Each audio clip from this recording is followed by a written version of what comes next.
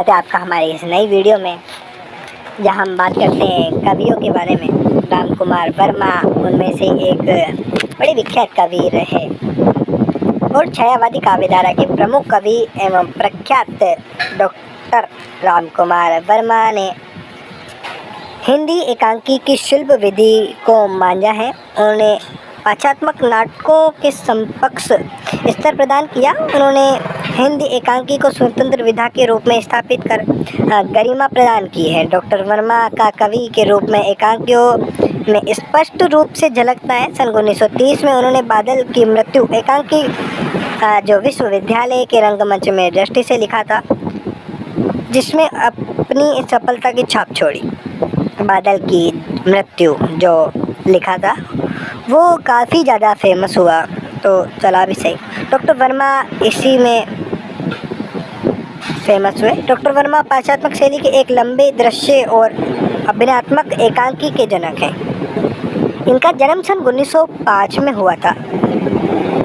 इनकी और भी कोई लेखनियाँ हैं, जिसमें से पृथ्वीराज की आँखें, चारुमित्रा, रेशमी ताई, सप्त किरण, कौमुदी महोत्सव, दीपदान, रजत रश्मि, रिमझिम, विभूति और मयूरपंख।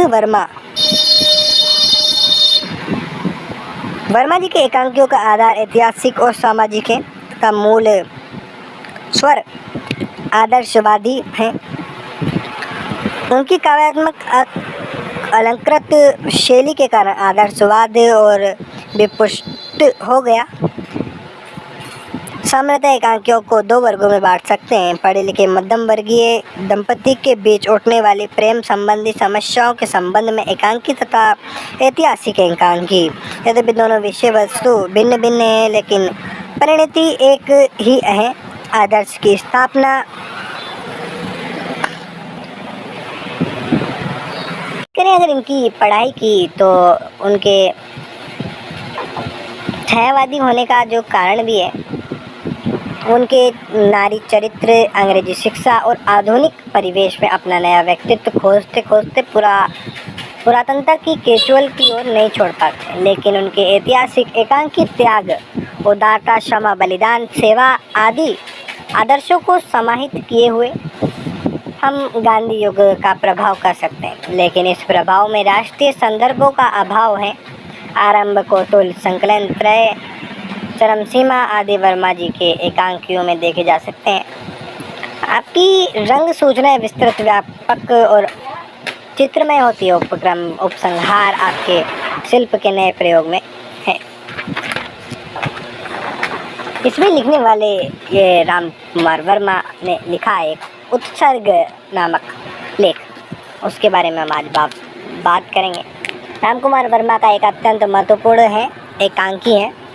डॉक्टर राम कुमार वर्मा ने विज्ञान के नए आविष्कारों की आलोक में लुप्त हो जाती मानवीय संवेदनाएं का रूपांतरित किया है। विज्ञान अपने नए नए उपादानों से मानव की समस्याओं का निदान खोज रहा है, पर सारी सुविधाओं के बढ़ने के बावजूद मनुष्य का भावनात्मक जीवन काफ़ी नीरस होता जा रहा है। उत्सर्ग एकांकी का नायक डॉक्टर शेखर एक महान वैज्ञानिक है जो ऐसे यंत्र का आविष्कार करने का दावा करता है। यानी कि जो डॉक्टर शेखर है वो एक महान वैज्ञानिक है जो मतलब ऐसा यंत्र का आविष्कार करने का दावा कर रहा है जिसको सोचना भी बहुत कठिन है। अर्थात वो इम्पॉसिबल है, उसको वो पॉसिबल करने की बात करता है एक वैज्ञानिक डॉक्टर शेखर। और वो बोलता है कि हम मृत्यु के पार देखने की सामर्थ्यता रखता है वो यंत्र, लेकिन ये असंभव है। इस तरह का यंत्र बना भी लेता है, अगर वो बना भी लेता है, पर यह खोज प्रकृति के नियमों के विरुद्ध होगी। अगर वो बना भी लेता है तो ये प्रकृति के नियमों के विरुद्ध खोज होगी। डॉक्टर शेखर की अपनी खोज उसके जीवन में अशांति और अराजक भर देती है।